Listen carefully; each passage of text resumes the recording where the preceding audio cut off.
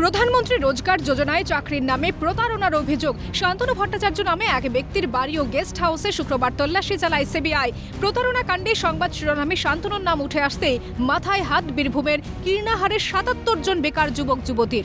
অভিযোগ, রেলে চাকরি দেওয়ার নাম করে শান্তনু ভট্টাচার্য ওই বেকার যুবক যুবতীদের থেকে টাকা নিয়েছিলেন। কারোর থেকে ১৫ তো কারোর থেকে ২০,০০০ টাকা করে নিয়েছেন। বিশ্বাস জোগানোর জন্য রাষ্ট্রপতি দ্রৌপদী মুর্মু স্বাক্ষরিত শংসাপত্র দিতেন।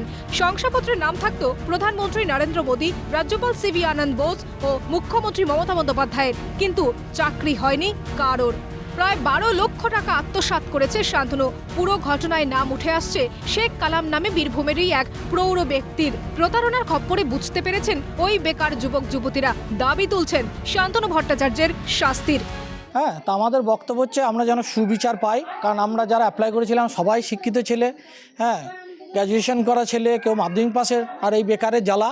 তা আমরা আপনাদের মাধ্যমে এটাই বলতে চাই যে আমরা যেন সুবিচার পাই। প্রথম একদিন আমাদের বাড়িতে এসকে কালাম বলে একজন আসে, লাভপুর বাড়ি।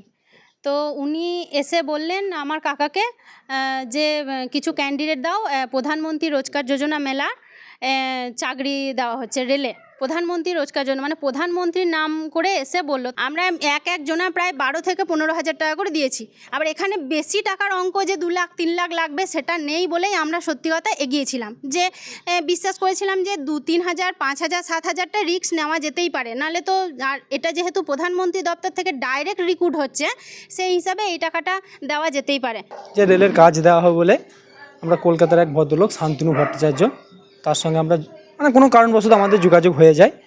তো তিনি আমাদেরকে রেলের কাজ করিয়ে দেবো বলে কথাবার্তা বলেন এবং সেখানে আমরা ফর্ম ফিল আপ করি। তো রীতিমতো যে ফর্ম ফিল আপে যে চার্জ সেগুলো সবই দেওয়া হয়। সুপারিশের অভিযোগ মেনে নিয়েছেন অভিযুক্ত শেখ কালামও।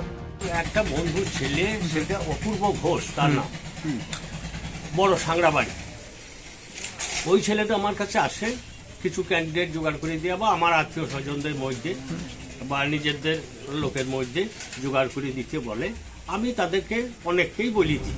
উল্লেখ্য, বেকার যুবক যুবতীদের স্বনির্ভর করতে স্বল্প সুদের ঋণ দেওয়া হয় কেন্দ্রীয় সরকারি প্রকল্প প্রধানমন্ত্রী রোজগার যোজনায়। লক্ষ্য থাকে ব্যবসার মাধ্যমে বেকার যুবক যুবতীদের স্বনির্ভর করার।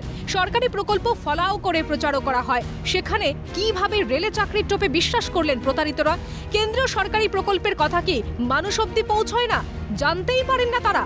পাশাপাশি প্রশ্ন উঠছে রাজ্যে কর্মসংস্থানের পরিস্থিতি নিয়েও।